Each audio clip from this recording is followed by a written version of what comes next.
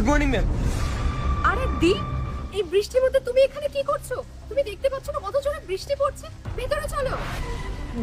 Madam এখানে দাঁড়িয়ে আমি আমার ডিউটি করছি, আর আমি যদি এখানে দাঁড়িয়ে আমার ডিউটি না করি তাহলে আমি পুরো মাসের মাইনেটা পাবো না। দয়া করে আমাকে আমার ডিউটিটা করতে দিন, আপনি চান। আরে পাগল নাকি তুমি? ভেতরে চলো। আরে ম্যাডাম ম্যাডাম শুনুন। আরে ম্যাডাম এটা আপনি কি করছেন? আমাকে দয়া করে আমার ডিউটিটা করতে দিন না। আরে তোমার মাথা ঠিক আছে তো? এরকম বৃষ্টির মধ্যে ভিজে ভিজে তোমাকে কে ডিউটি করতে বলেছে? এরকম ভিজলে তো তোমার শরীর খারাপ হয়ে যাবে। ম্যাডাম আমি অসুস্থ হয়ে পড়ি ঠিক আছে, কিন্তু আমার মেয়েটা যেন কিছু না হয়। আজকে 30 তারিখ, আজকে যদি আমি পুরো ডিউটিটা পালন না করি তাহলে আমি আমার মাইনে পাবো না। আমাকে আমার মেয়ের জন্য কাজ করতে হবে ম্যাডাম। ম্যাডাম আপনি দয়া করে আমাকে আমার কাজটা করতে দিন, আমার মেয়ে খুব অসুস্থ। আরে তোমাকে কে বলেছে এরকম জোর করে বৃষ্টির মধ্যে দাঁড়িয়ে থেকে ডিউটি করতে? কেবিনে গিয়ে বসো, তোমাকে তো কেবিন দেওয়া হয়েছে। ম্যাডাম আমাদের অফিসের ম্যানেজার ম্যাডাম আছেন না, উনিই আমাকে এই কথাটা বলেছেন। উনি আমাকে বলেছেন যে ঝড় হোক, বৃষ্টি হোক, তুফান হোক, রাত থেকে দিন হয়ে যাক, তবু আমাকে ওখানে দাঁড়িয়ে ডিউটি করতে হবে। উনি আমাকে বলেছেন তোমার 12 ঘন্টা ডিউটি, আর তোমাকে সেই 12 ঘন্টা ওখানে দাঁড়িয়েই ডিউটি করতে হবে, তারপরে তুমি তোমার টাকাটা পাবে, নাহলে তুমি তোমার মাইনে পাবে না। ম্যাডাম আমার বাচ্চা অসুস্থ, আমি রীতা ম্যাডামকে ওই সবকিছু বলেছি, কিন্তু উনি আমার কোনো কথা শোনেননি। উনি আমাকে বলেছেন আমাকে ওখানে দাঁড়িয়ে ডিউটি করতে হবে, তাহলে আমাকে টাকা দেবে না। ম্যাডাম আমাকে ডিউটিটা করতে দিন ম্যাডাম, আমার এখন টাকাটার খুব প্রয়োজন, নাহলে আমি আমার মেয়ের চিকিৎসা করাতে পারবো না। রিতা তোমাকে কি বলেছে কি না বলেছে সেটা আমার জানার দরকার নেই। তোমাকে তো কেবিন দেওয়া হয়েছে, তুমি কেবিনে গিয়ে অপারেট করো। এভাবে দাঁড়িয়ে দাঁড়িয়ে বৃষ্টিতে ভেজা তো কোনো দরকার নেই তোমার। যাও কেবিনে যাও। না না ম্যাডাম আমাকে কেবিনে যেতে বলবেন না। রীতা ম্যাডাম যদি দেখে যে আমি এখানে ডিউটি করছি না, কেবিনের ভেতরে বসে রয়েছি, তাহলে উনি খুব রাগ করবেন। আর উনি আমাকে এটাও বলেছেন যদি আমি এখানে দাঁড়িয়ে ডিউটি না করি তাহলে উনি আমার নামে মিথ্যে বদনাম দিয়ে আমাকে চাকরি থেকে বার করে দেবেন। ম্যাডাম আমরা গরিব মানুষ, এই এই চাকরিটাই আমার একমাত্র সম্বল, এটা দিয়ে আমার ঘর সংসার চলে। যদি এটাও আমার হাত থেকে চলে যায় তাহলে তো আমি পুরো নিঃস্ব হয়ে যাব, আমরা তো পথে বসে যাবো ম্যাডাম। আর ম্যাডাম আমার মেয়েটা হাসপাতালে ভর্তি, আমার ওর জন্য টাকা নিয়ে যেতে হবে। আজকে মাসের 30 তারিখ, আমাকে যদি উনি মাইনেটা না দেন তাহলে আমি অনেক বড় বিপদের মুখে পড়ে যাব, আমার মেয়েটাকে আমি হারিয়ে ফেলবো ম্যাডাম। ম্যাডাম আমি একজন সন্তানের বাবা, আপনি বলুন না, কারো সন্তান যদি এভাবে অসুস্থ হয়ে থাকে আর তার বাবা যদি হাত গুটিয়ে বসে থাকে, কোনো কিছু না করে, তাহলে সে কেমন বাবা? আমার একটাই মাত্র মেয়ে ম্যাডাম, ওর যদি কিছু হয়ে যায় তাহলে আমি নিজেকে কোনোদিনও ক্ষমা করতে পারবো না, তাই জন্য আমি এখানে দাঁড়িয়ে ডিউটি করছি। দেখো রিতা আমার আন্ডারে কাজ করে, এটা আমার কোম্পানি, তাই আমি এখানে যা বলবো সেটাই শেষ কথা। তোমার এভাবে বৃষ্টিতে দাঁড়িয়ে ডিউটি করার কোনো দরকার নেই, তুমি গিয়ে কেবিনে থেকেই অপারেট করতে পারো। আরে কালকে যদি তুমি অসুস্থ হয়ে পড়ো তাহলে তোমার পরিবারটা কে সামলাবে শুনি? আমি যেটা বলেছি সেটা করো, যাও কেবিনে বসে অপারেট করো। ঠিক আছে ম্যাডাম, আপনি যখন বলছেন তখন আমি ভেতরে গিয়ে ডিউটি করছি, কিন্তু একটা কথা আপনি দেখবেন যেন আমার মাইলটা না কাটা যায়। তুমি বললে না যে তোমার মেয়ে অসুস্থ এখন, তুমি সেটার জন্য চিন্তা করো। আর তোমার মেয়ে কোন হসপিটালে আছে এখন? Madam carnival hospital. তুমি কোনো চিন্তা করো না, তোমার মেয়ের সমস্ত ট্রিটমেন্ট ফিস আমি দেব।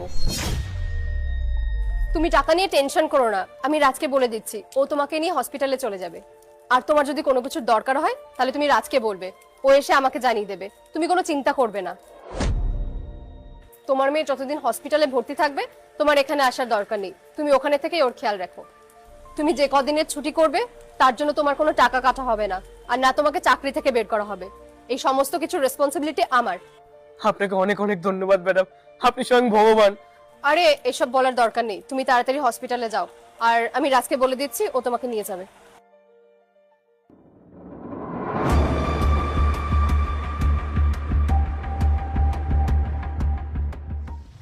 ম্যাডাম এটা আপনি কি করছেন? আমাকে বৃষ্টির মধ্যে কেন দাঁড় করিয়ে রেখেছেন? চুপচাপ ওখানে দাঁড়িয়ে থাকো। স্যালারি চাই তো তোমার? ম্যাডাম স্যালারি তো চাই, কিন্তু আপনি আমাকে এটা বলুন, আপনি আমাকে বৃষ্টিতে কেন দাঁড় করিয়ে রেখেছেন? আমি তো ভিজে যাচ্ছি। হ্যাঁ তো তুমি বৃষ্টিতে ভিজছো তাতে আমার কি? যদি তোমাকে এখানে কাজ করতে হয় আর টাকা নিতে হয় তাহলে তো তোমাকে বৃষ্টিতে ভিজতেই হবে। ম্যাডাম আমার কাজ তো অফিসের ভেতরে, কিন্তু আপনি আমাকে এখানে দাঁড় করিয়ে রেখেছেন।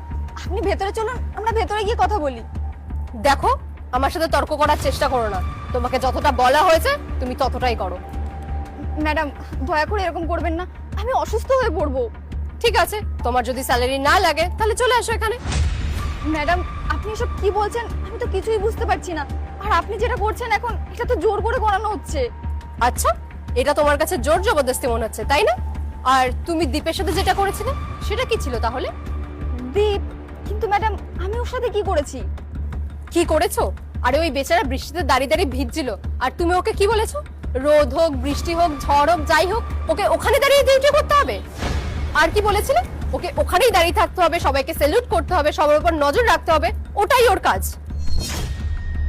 আরে আমরা ওকে কেবিন দিয়েছি যাতে ও ভেতর থেকে অপারেট করতে পারে, আর তুমি ওকে এভাবে বৃষ্টির মধ্যে জোর জবরদস্তি ডিউটি করাচ্ছিলে। আরে ওই মানুষটা ওর পরিবারের বাধ্যবাধকতার জন্য এখানে কাজ করছে, আর তুমি তার সাথে এত জঘন্য একটা কাজ করলে, তোমার লজ্জা করলো না একটুও? আর এরকম পরিস্থিতিতে যদি ওর কিছু হয়ে যায় তাহলে ওর পরিবারের দায়িত্ব কে নেবে? তুমি নেবে? আর ও যখন নিজের প্রাপ্য টাকাটা চাইছিল ওর মেয়ের ট্রিটমেন্টের জন্য, তুমি সেটাতেও না করে দিলে। আর তুমি ওকে কি বলেছিলে যে 30 দিন না হলে নাকি তুমি ওকে মাইনে দিতে পারবে না? আরে তোমার মধ্যে কি একটু হিউম্যানিটি আছে নাকি তাও নেই? আমি কিচ্ছু জানি না, তোমার যদি পুরো মাসের স্যালারিটা চাই তাহলে তোমাকে এইখানে 8 ঘন্টা দাঁড়িয়ে থাকতে হবে, কারণ তোমার ডিউটি আওয়ার্স পুরো 8 ঘন্টা। তাই তুমি এখানে বৃষ্টিতে ভেজো বা যা ইচ্ছা তাই করো, আমার কিছু যায় আসে না। আমি সন্ধেবেলা যখন বাড়ি ফিরবো তোমাকে যেন এইখানেই দাঁড়িয়ে থাকতে দেখি, এখান থেকে 1 পাও নড়বে না। আর তুমি যদি এখান থেকে 1 পাও নড়েছো তাহলে কাল থেকে তোমাকে আর এই অফিসে আসতে হবে না, আর তোমার যে ডিউ টাকাটা রয়েছে ওটাও তুমি পাবে না। আমি আসছি। ম্যাডাম শুনুন তো,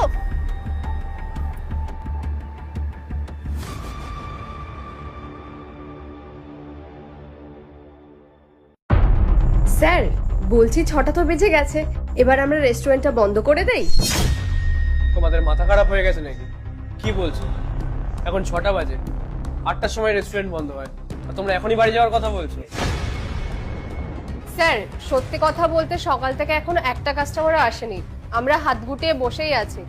আর এই লাস্ট 2 ঘন্টায় কি এমন কাস্টমার চলে আসবে? আরে কেউ আসুক আর না আসুক, সততার সঙ্গে কাজ করাটা তো আমাদের কাজ। আরে আমরা যদি ঠিকঠাক করে নিষ্ঠা না দেখাই তাহলে তো কাস্টমার আরো আসবে না। কিন্তু স্যার আমরা এখানে থেকেই বা কি করবো? সকাল থেকে রেস্টুরেন্ট পুরো ফাঁকা, এর থেকে ভালো আমরা বাড়িই চলে যাই। একেই তো ব্যবসা ভালো করে চলছে না, তার উপরে তোমরা চলে এসেছো আমার মাথা খারাপ করতে। তখন থেকে এক কথা বলেছো, স্যার রেস্টুরেন্ট বন্ধ করে দিন, রেস্টুরেন্ট বন্ধ করে দিন। আরে আমার মাথায় 100টা চিন্তা চলে, মাথাটা আর খারাপ করো তো, যাও গিয়ে নিজেদের কাজ করো। কিন্তু স্যার। কোনো কিন্তু নয়, তোমাদেরকে যদি এখানে জব করতে হয় তাহলে এখানকার রুলস রেগুলেশন মেনেই কাজ করতে হবে, বুঝতে পেরেছো? 8টার সময় বাড়ি যাবে, যাও গিয়ে এখন কাজ করো।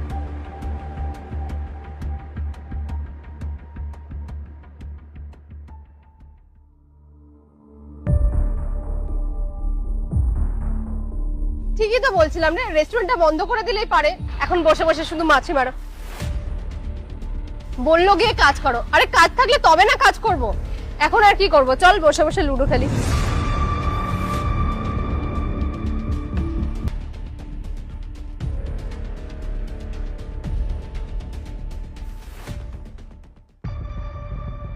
শোনো, কোনো কাস্টমার এসেছিল? না স্যার, জানি না কি হয়ে গেছে, রেস্টুরেন্টে একদমই লোক আসছে না। স্যার বলছি যে 8টা তো বেজে গেছে, এবার আমরা বাড়ি যেতে পারি তো? হ্যাঁ, 8টা তো বেজে গেছে। আচ্ছা ঠিক আছে, তোমরা এখন বাড়ি চলে যাও। স্যার ওই স্যালারির ব্যাপারটা। ঠিক আছে, তোমরা কালকে আসো, কালকে তোমাদের স্যালারিটা দিয়ে দিচ্ছে। Okay sir.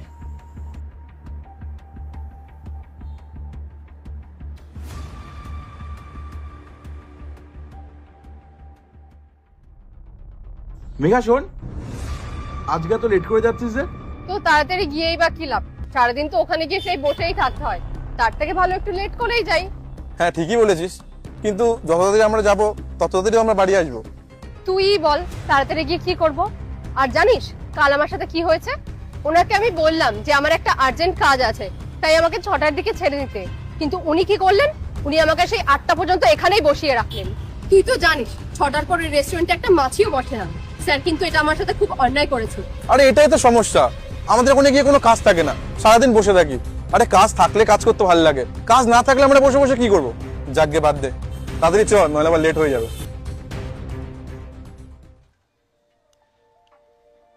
বুঝলি রাজ, স্যার মনে হয় আজকে মাইনেটা দিয়েই দেবে।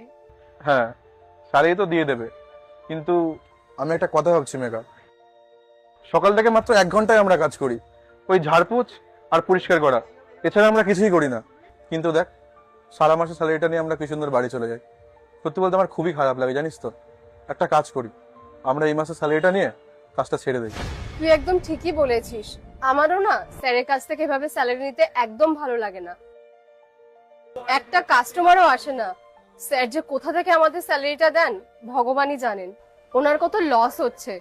এক কাজ করি, আজকে স্যালারিটা নেওয়ার পর না আমরা স্যারকে বলে দেব যে আমরা এখানে আর কাজ করব না। অন্তত স্যারের স্যালারিটা তো আমাদের দিতে হবে না? ঠিক আছে, আজই বলে দেবো।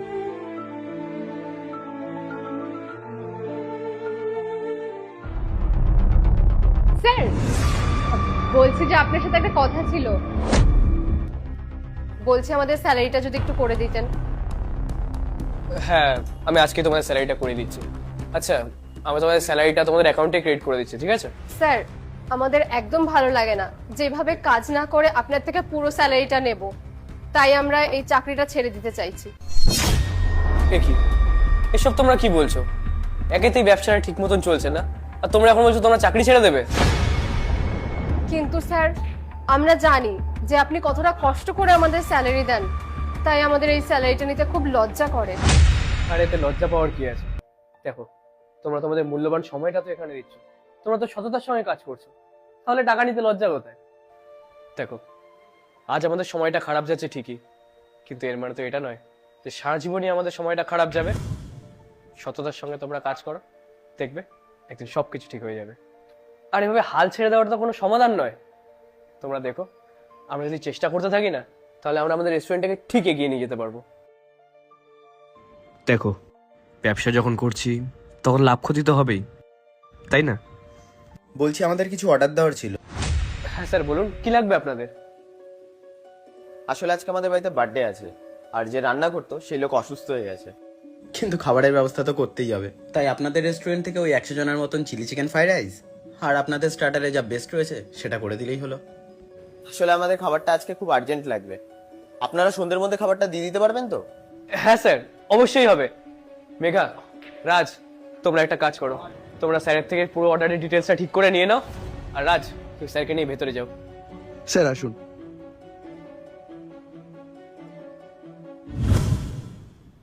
দেখলে মেঘা, আমি বলেছিলাম না যে পরিস্থিতি সবসময় একরকম থাকে না?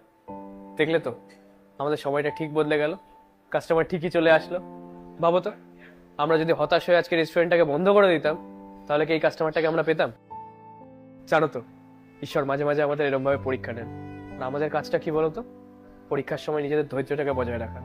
আসলে কি বলতো, আমরা যখন ধৈর্য হারিয়ে ফেলি না, তখন আমরা হেরে যাই। আর আমরা যদি নিজেদের ধৈর্যটাকে ঠিকঠাক করে ধরে রাখতে পারি, তাহলে দেখো সফলতা আমরা একদিন ঠিক পাবো। আজকের এই একটা কাস্টমারে আমাদের সারা মাসের লস রিকভারি হয়ে যাবে, আর এইভাবেই আমাদের আরো কাস্টমার আসতে থাকবে। তাই জন্য বলছি, চাই হয়ে যাক না কেন, কখনো ডিমোটিভেট হবে না। হ্যাঁ স্যার, আমি আপনার কথা খুব ভালোভাবেই বুঝতে পেরেছি, আর আমি জীবনে কখনো হাল ছাড়বো না। আসছি স্যার।